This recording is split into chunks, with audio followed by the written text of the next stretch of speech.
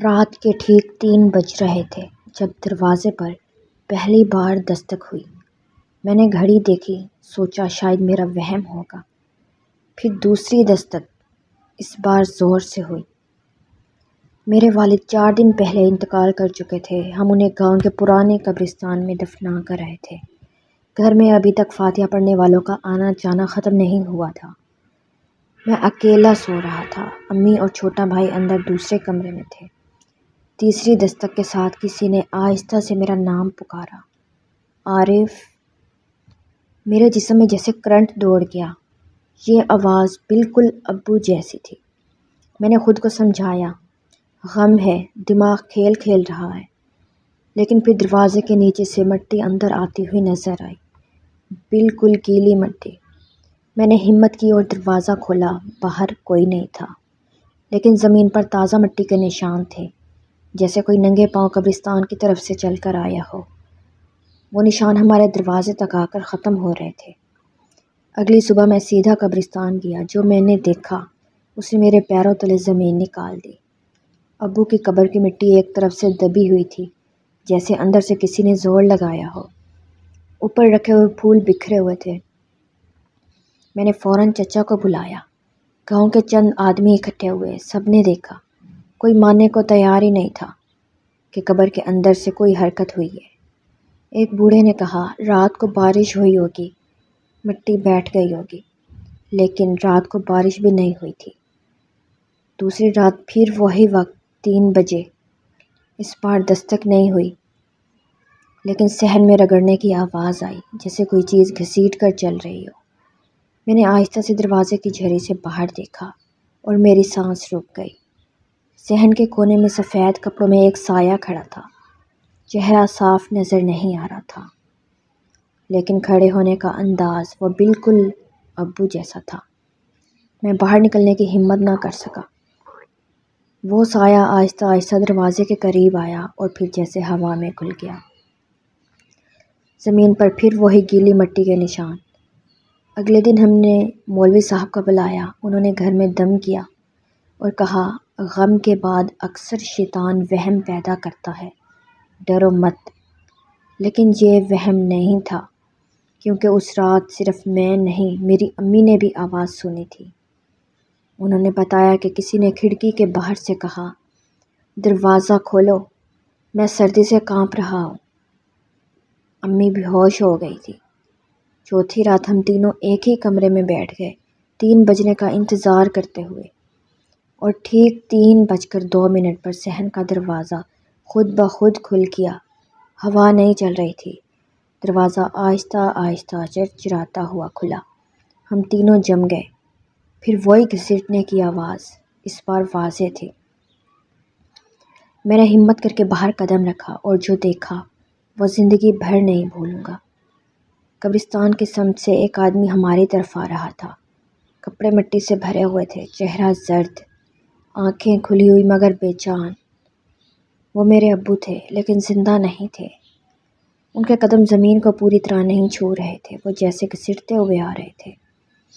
میں چیخنا چاہتا تھا، آواز نہیں نکلی۔ وہ دروازے کے سامنے آ کر رک گئے اور بہت آہستہ سے کہا، مجھے باہر نکالو، اندھیرا ہے۔ اسی لمحے وہ زمین پر گر گئے اور مٹی کا ڈھیر بن گئے۔ ہم فوراً قبرستان دوڑے۔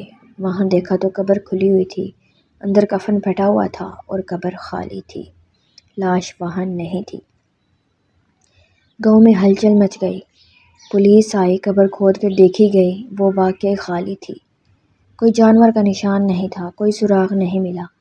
3 دن کے بعد نہر کے کنارے ایک لاش ملی، مٹی سے بھری ہوئی، چہرہ پہچان سے باہر، لیکن کپڑے وہی تھے۔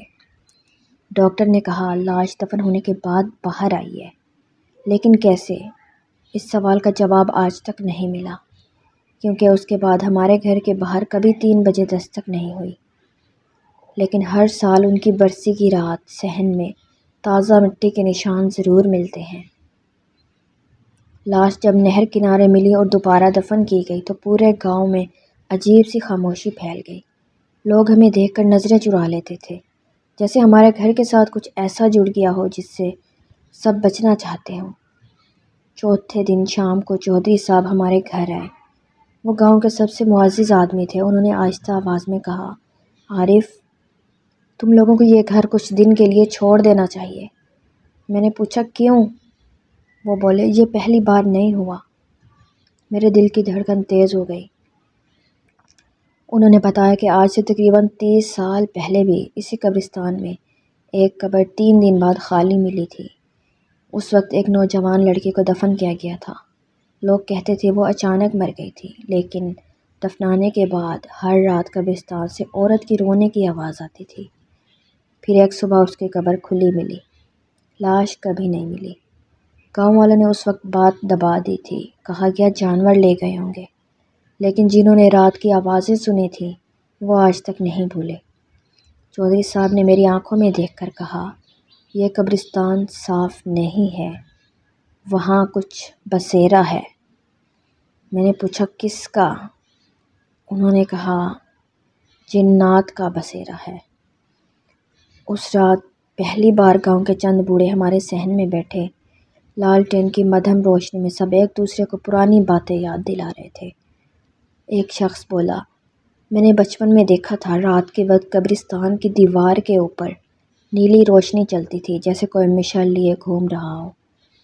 دوسرا بولا، میرے ماموں نے بتایا تھا وہاں ایک پیپل کا درخت تھا جس کے نیچے کوئی نہیں بیٹھتا تھا، کہتے تھے کہ وہاں جنات نماز پڑھتے ہیں۔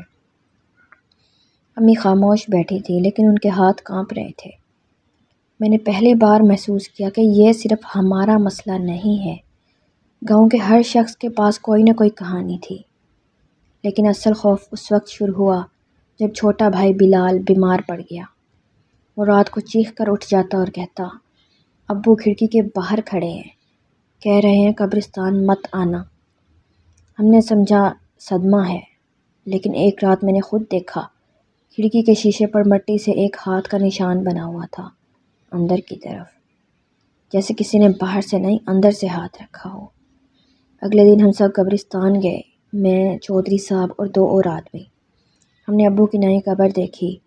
مٹی ٹھیک تھی، لیکن قبر کے پیچھے والی مٹی زمین دھنس رہی تھی، جیسے نیچے کوئی سرنگ ہو۔ چودھری صاحب نے آہستہ سے کہا، یہ راستہ ہے۔ میں نے پوچھا کس کا؟ انہوں نے جواب نہیں دیا۔ ہم نے کدال منگوائی، زمین کھودنا شروع کی۔ تقریباً 3 فٹ نیچے نرم مٹی ملی اور پھر ایک خالی جگہ، جیسے نیچے کھوکھلا حصہ ہو۔ ہم نے مزید کھودا اور ایک پرانی اینٹوں کی بنی سرنگ نظر آئی۔ وہ سیدھی قبرستان کے اندر گہرائی میں جا رہی تھی۔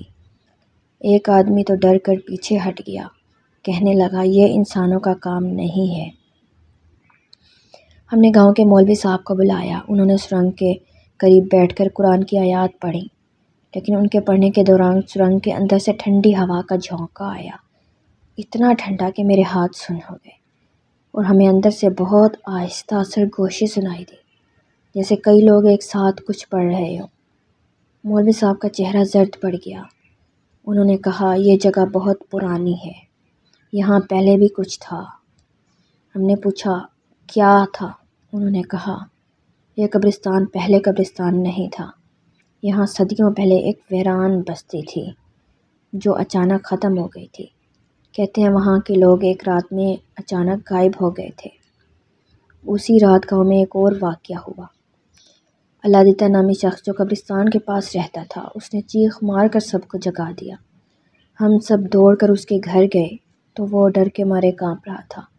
کہنے لگا، میں نے دیکھا قبرستان سے 3 سائے نکلے، ایک لمبا، 2 چھوٹے۔ وہ میرے دروازے تک آئے، پھر واپس چلے گئے۔ کسی نے اس کی بات پر یقین نہیں کیا، لیکن صبح اس کے دروازے کے سامنے وہی گیلی مٹی کے نشان تھے۔ گاؤں کے بزرگوں نے فیصلہ کیا کہ سب مل کر اجتماعی دعا کریں گے۔ اگلی رات تقریباً 20 آدمی قبرستان گئے، میں بھی گیا۔ ہم نے سرنگ کے قریب بیٹھ کر سورۃ بقرہ کی تلاوت شروع کی۔ شروع میں سب ٹھیک تھا، پھر اچانک زمین کے اندر سے زور کی دھمک کی آواز آئی، جیسے کسی نے نیچے سے زور سے ضرب لگائی ہو۔ ایک آدمی بے ہوش ہو گیا۔ سرنگ کے اندر سے اس بار صاف آواز آئی، یہ ہماری جگہ ہے، یہاں سے چلے جاؤ۔ تو ڈر کے مارے ہم سب وہاں سے بھاگ گئے اس کے بعد گاؤں میں مسلسل 3 راتیں عجیب واقعات ہوتے رہے۔ کسی کے صحن میں مٹی کے نشان، کسی کے دروازے پر دستک، کسی کے بچے کا خواب، اور سب خواب ایک جیسے۔ ایک اندھیرا کمرہ، نیچے سرنگ، اور اندر کئی خالی قبریں۔ پھر وہ آخری رات آئی، برسی کی رات۔ ہم نے طے کیا کہ آج ہم ڈر کر نہیں بھاگیں گے۔ رات 3 بجے ہم سب جاگ رہے تھے، گھر میں مکمل خاموشی تھی۔